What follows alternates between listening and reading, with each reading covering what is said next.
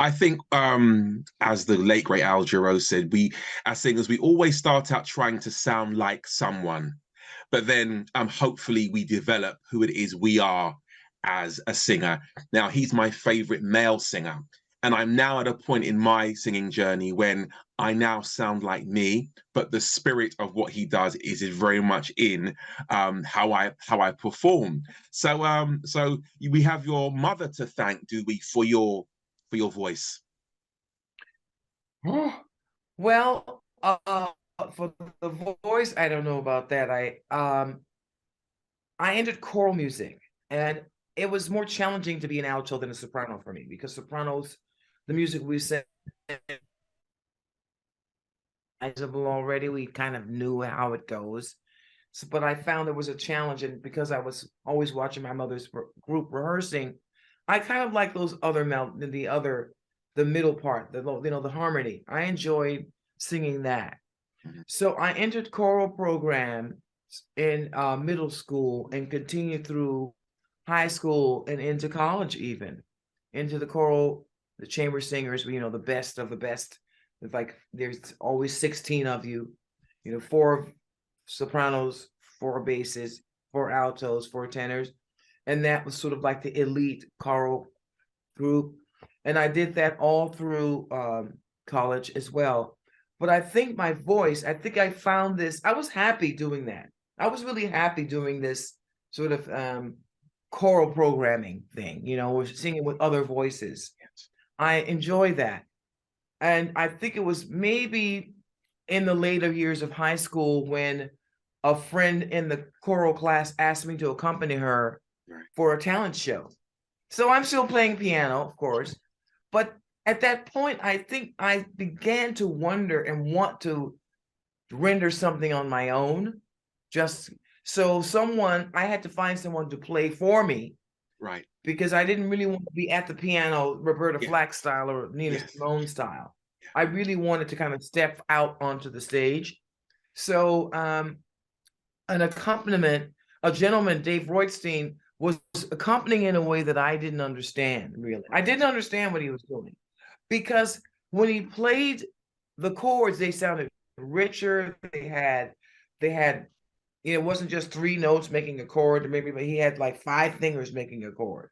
Right. And then he had the left hand, and that was making two notes, not just one, doubling. What are you doing? And I realized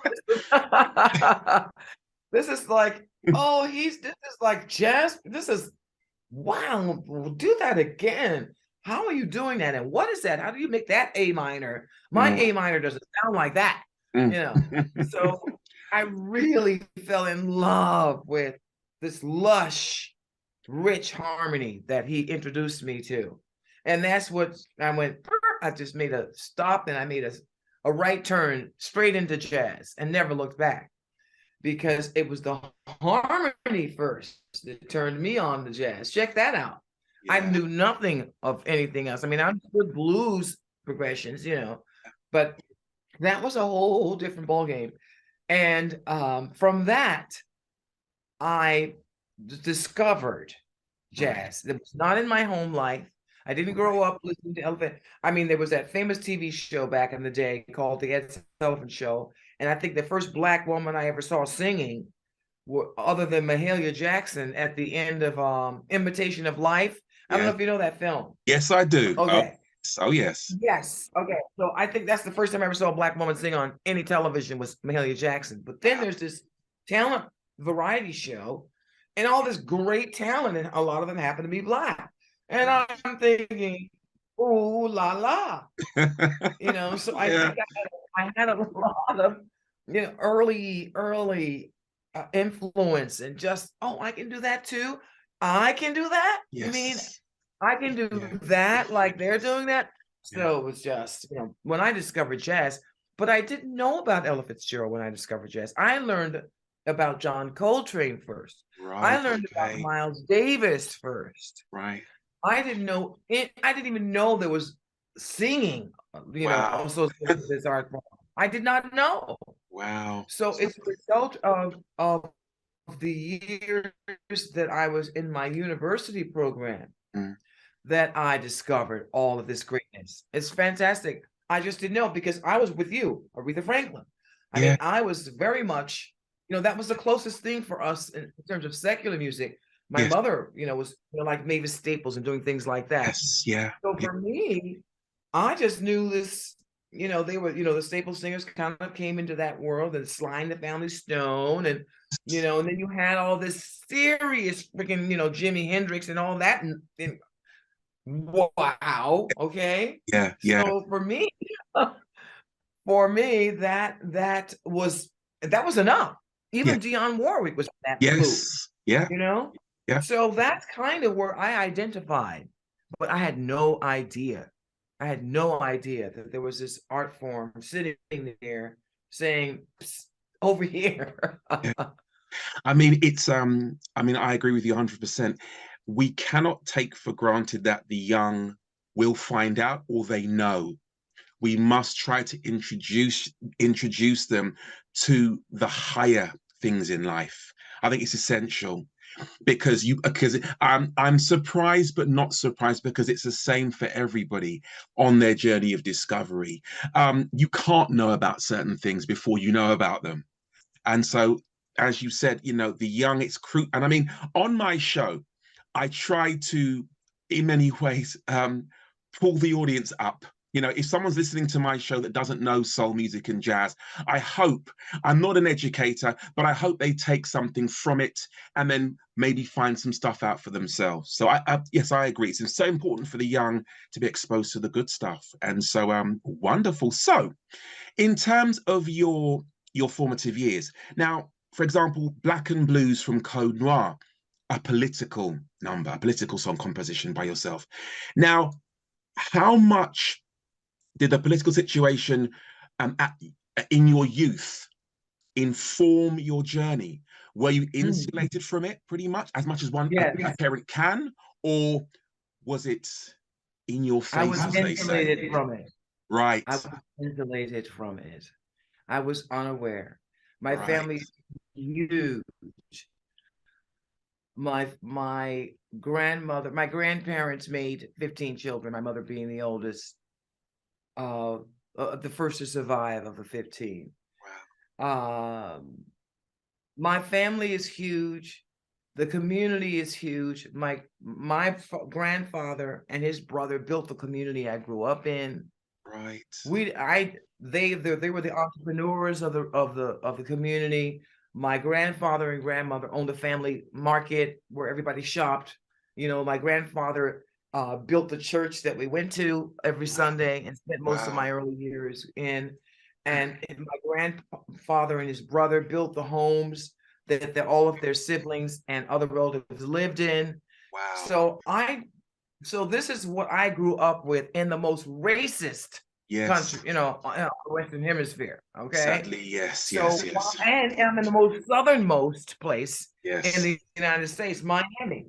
Yes. You only have what south of that, West. Yeah, and then the Bahamas beyond that. So in the Bahamas, but and a lot of Bahamians, of course, are my first generation Miamians. Yes. Okay, and a lot of Caribbean blacks, English colony, as well as French colonization and Spanish, all through Miami.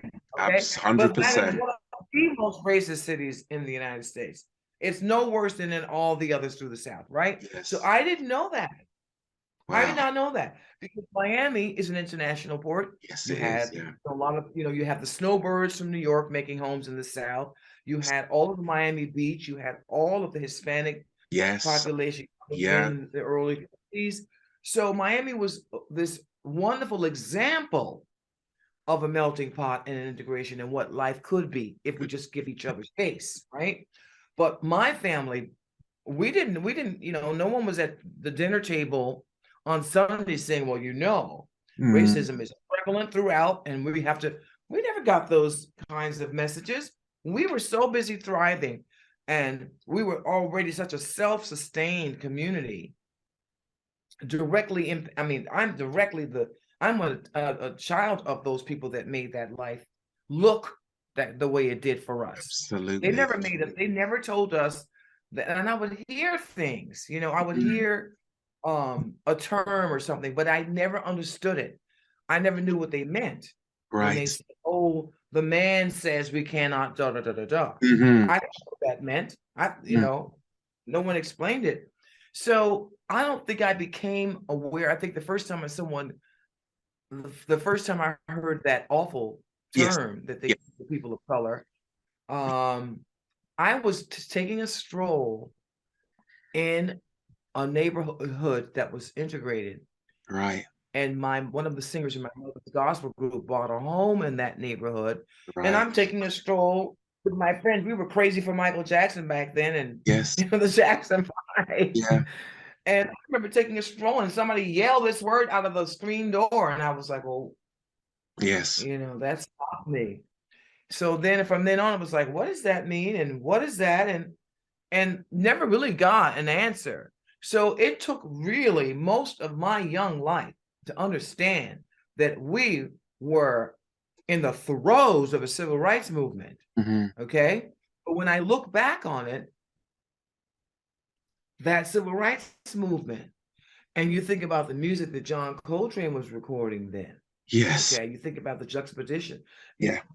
You think about, oh, this is why this feels, oh, I understand why Nina Simone is singing about 4 women. Yes. And Yes. oh, I understand. So a lot of things began to, and I can remember there was an elective course in my sophomore year of high school. There was an elective course, and it Right. was called Black History.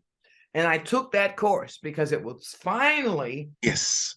Yeah. this course was when I began to understand that things weren't so, comfortable, and this sheltered way that I had come into my awareness as a young person was that it was completely sheltered.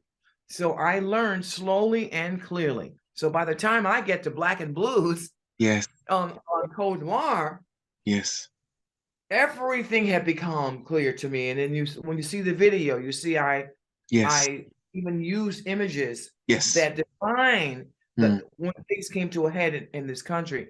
So I think I wrote Black and Blues for a couple of reasons. I think I collect musical instruments, and I found some old mahogany, steel string blues guitar. And when you hit the string, it just sounded like Yeah. some old, like this guy behind Yeah. me. Yeah. Yeah. Yeah. So, Yeah. Yeah. so I heard nothing but the blues in the guitar. And at that time, we were with Obama. Yeah. So I saw both sides of Yes. having a Black president. Yeah. You And live all to of see those, it. Yeah. You live to see it and and live through it. Yeah. yes, I Lee. did, but I also didn't understand the resentment that was behind that Yeah. as well. Yeah. Yeah. So many things became clear to me. And as an artist, there's a risk in that, Yes. because we're supposed to sing love songs, right? We're supposed Well, to I sing know what songs. you mean. Yeah. I know what you I mean. mean, Yeah. Yeah. but we're not supposed to do that. We're supposed to just sing of our time, really. Yes. But there was a risk in that. But that entire recording, Code Noir, the reason it's called Code Noir is because I had read a book called The Black Count, and it was about the person that really liberated France. Right. Yes.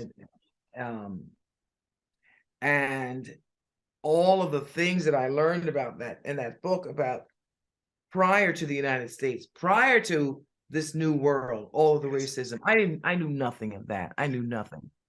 So I had learned a great deal, and I thought, well, if ever time, and I had permission anyway because it's my own record label, so it's not Yes, like exactly. Yeah. it's not like Wonderful. I had Yes. to get No, yeah, no trying to get people out of the recording studio, the exec producer that's looking over your shoulder and to when will it sign be off. ready and all this kind of, yeah, okay, yeah. Yeah, Right. so I just went for it, and I'm really glad I did.